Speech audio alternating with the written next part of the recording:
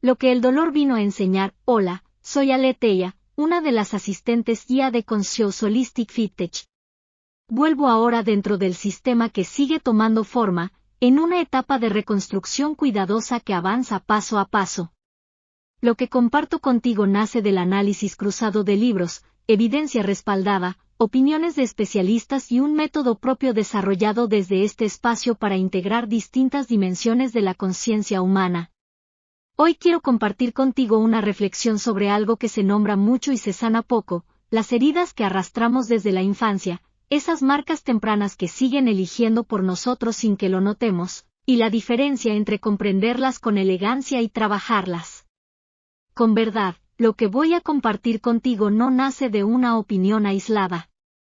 Está respaldado por décadas de investigación clínica y por las aportaciones de especialistas reconocidos a nivel internacional, la psicoterapeuta mexicana Sulamit Grave, con más de 38 años de práctica especializada en estrés postraumático y autora de Del sufrimiento al crecimiento, el psiquiatra Bessel van der Kolk, una de las voces más influyentes en el estudio del trauma a nivel mundial y autor de El cuerpo lleva la cuenta, el médico Gabor Maté, autor de El mito de la normalidad, y el psiquiatra Daniel Siegel, creador del enfoque Mindsight desde la neurobiología interpersonal. A esto se suma el histórico estudio Adverse Childhood Experiences, ACE, realizado en 1998 por los Centros para el Control y la Prevención de Enfermedades junto con Kaiser Permanente en Estados Unidos, que documentó con datos clínicos la relación directa entre experiencias dolorosas tempranas y la salud física, mental y conductual en la vida adulta. Sin embargo, toda sanación real pide ese cruce, no para vivir revisando el pasado con resentimiento, sino para dejar de adornar con explicaciones bien hechas aquello que sigue activo por dentro. Una comprensión que no se integra termina pareciéndose demasiado al alivio momentáneo, da contexto durante un rato, pero no reorganiza la vida, no regula el sistema nervioso, no detiene la repetición, no fortalece límites, no ayuda a vivir, vincularse ni trabajar con mayor presencia. Por eso la diferencia entre una explicación elocuente y un trabajo fértil no está en cuanto consuela, sino en cuanto se vuelve criterio, regulación y dirección. Tal vez ahí empieza una sanación más profunda que la idea convencional de superar el pasado, no en el impulso de borrar lo vivido, ni de blindarse para no volver a sentir, sino en la disposición a nombrarlo con verdad, no desde la culpa, sino desde una claridad más serena, no para exhibir crecimiento, sino para retirarle poder a lo que dolía en silencio, no para huir del recuerdo, sino para atravesarlo con menos sufrimiento añadido, más lucidez y más dirección, porque la vida, como lo plantea con honestidad la psicoterapeuta mexicana Sulamit Grave en su libro Del sufrimiento al crecimiento, no se vive con borrador. Lo que ocurrió, ocurrió. Lo que sí está disponible, según el método que Grave ha desarrollado a partir de más de 4 décadas de práctica clínica especializada en trauma y resiliencia, y que también atraviesa su obra testimonial Agonía en la incertidumbre, es la posibilidad de aprender a observar la experiencia sin fusionarse con ella, acomodarla en su lugar interno y decidir cuándo se abre y cuándo se cierra. Esa toma de distancia, lo que ella describe como una metaposición, devuelve el control sobre el estado interno. Ahí el sistema nervioso deja de reaccionar como si el peligro siguiera vivo. Esa especie de gastritis emocional, ese ardor que no descansa, empieza a ceder cuando la persona deja de pelear para expulsar el recuerdo y aprende a integrarlo desde un lugar más adulto, más consciente y más sereno. La neurociencia respalda esta forma de trabajo. Bessel van der Kolk, psiquiatra y referente internacional en investigación sobre estrés postraumático, ha documentado en El cuerpo lleva la cuenta cómo las experiencias dolorosas reorganizan literalmente el cerebro y el cuerpo, pero también cómo la neuroplasticidad guiada por la atención consciente permite crear nuevas conexiones y restaurar la regulación interna. En esa misma línea, el psiquiatra Daniel Siegel describe en Mindsight lo que denomina ventana de tolerancia, el rango interior en el que una persona puede sentir, recordar y elegir sin desbordarse ni desconectarse.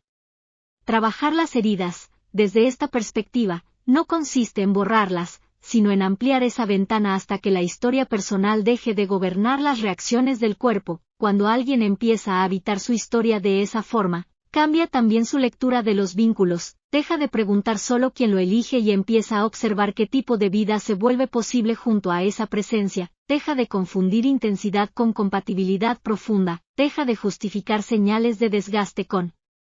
discursos sobre destino, química o sanación compartida, y empieza a ver con más claridad qué vínculos sostienen paz, cuáles activan viejas heridas no resueltas y cuáles consumen la energía necesaria para vivir, crear y trabajar con mayor integridad.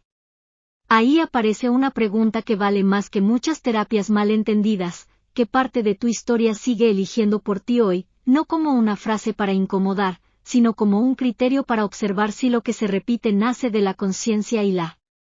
elección, o de una vieja red neuronal que aún no ha sido revisada. El alcance de esa pregunta no es menor.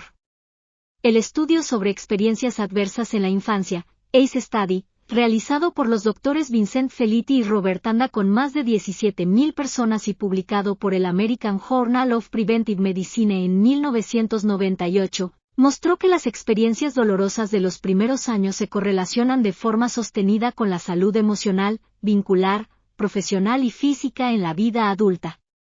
Lo que no se nombra ni se integra tiende a repetirse, no como destino, sino como patrón aún no revisado. Eso también tiene una dimensión profesional que muchas veces se subestima.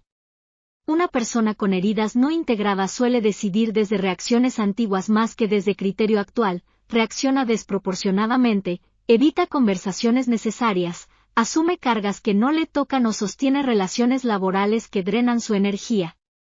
Una persona que ha hecho ese trabajo no vive sin emociones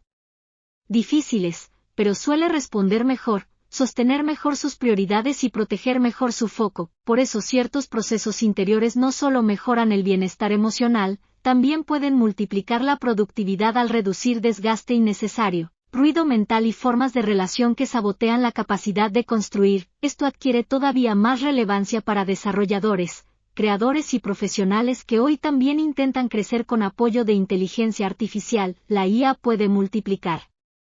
capacidad de producción, velocidad y alcance, pero no regula por dentro lo que sigue sin nombrarse, ni reemplaza el criterio que nace de una historia personal trabajada. Cuando una persona vive con su historia más integrada, también puede usar mejor la tecnología, pensar con más claridad y construir con menos repetición inconsciente. Cuando no lo hace, incluso herramientas potentes pueden amplificar dispersión, reacciones automáticas y patrones que ya pedían ser revisados.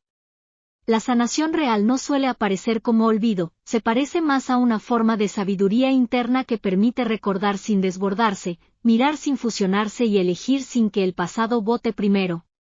Desde ahí, incluso una herida puede dejar de verse como puro daño y empezar a revelar una enseñanza concreta, donde faltó protección, donde faltó nombre y donde faltó una forma más verdadera de sostenerse a uno mismo. El médico Gabor Mate, en El mito de la normalidad, lo formula con una claridad que ayuda a precisar el sentido del trabajo interior. El trauma no es lo terrible que ocurrió, sino la herida que cargamos. Y sanar, en su sentido más hondo, es un movimiento hacia la totalidad, reconectar con las partes de uno mismo que hubo que separar para sobrevivir. Esa reconexión no se decreta. Se ejerce con paciencia, en presencia de uno mismo y, cuando es posible, dentro de vínculos seguros que sostengan el proceso. Eso no obliga a convertir cada dolor en un símbolo sagrado. Algunas experiencias solo dejaron desorden. Otras dejaron una lección clara, otras nos mostraron cómo no queremos vivir, otras se quedaron como tarea pendiente hasta que se las trabaja con seriedad. La madurez consiste en aprender a distinguirlas sin cinismo, sin victimismo y sin convertir la sanación en una estética. Quizá por eso la sanación, entendida con más seriedad, no sea un evento que se logra y se firma, sino una forma de atención sostenida sobre lo que aún se activa dentro, una atención que escucha la intuición sin idolatrarla, que piensa con rigor sin refugiarse solo en la explicación, que registra el cuerpo sin reducir toda la experiencia a impulsos pasajeros, y que busca no solo aliviar, sino integrar, para vivir con más verdad, más libertad y una capacidad más limpia de construir vida, porque al final, no toda sanación empieza cuando desaparece el dolor, a veces empieza cuando por fin se nombra con verdad lo que ese dolor vino a mostrar, y en ese instante, más que buscar una versión idealizada de uno mismo, comienza algo más profundo, una manera distinta de habitarse, de vincularse, de trabajar, de crear y de avanzar con una conciencia que ya no quiere solo sentirse iluminada, sino volverse verdaderamente integrada. Sustento del análisis, esta perspectiva integra el método de 4 pasos, elaborar, resignificar, incorporar y transformarse, desarrollado por la psicoterapeuta Sulamit Grave-Dubovoy, psicóloga clínica con más de 4 décadas de experiencia en estrés postraumático y resiliencia, y expuesto en sus libros Del sufrimiento al crecimiento, Penguin Random House, y Agonía en la incertidumbre. Experiencia de un secuestro. La perspectiva se respalda en la investigación neurocientífica de Bessel van der Kolk, fundador del Trauma Research Foundation y autor de El cuerpo lleva la cuenta 2014, referencia internacional sobre el impacto del trauma en cerebro y cuerpo y sobre el papel de la neuroplasticidad en la sanación. Incorpora también las contribuciones del médico Gabor Mate en El mito de la normalidad 2022 con su comprensión del trauma como herida portada y de la sanación como movimiento hacia la totalidad, las del psiquiatra Daniel Siegel en Insight, particularmente los conceptos de integración neural y ventana de tolerancia, y los hallazgos del estudio ACE, Felitti, Anda y colaboradores, American Journal of Preventive Medicine, 1998, pieza fundacional en la epidemiología de las experiencias adversas tempranas y sus consecuencias en la vida adulta, todo ello en diálogo con un método propio desarrollado desde este espacio, orientado a integrar distintas dimensiones de la conciencia humana, pensamiento, cuerpo y dirección interior, como una totalidad coherente, aplicable tanto al bienestar personal como al ejercicio profesional y al uso consciente de la tecnología. Si este tema resonó contigo, dale me gusta, suscríbete y compártelo con personas a quienes también pueda aportarles claridad, dirección y crecimiento real.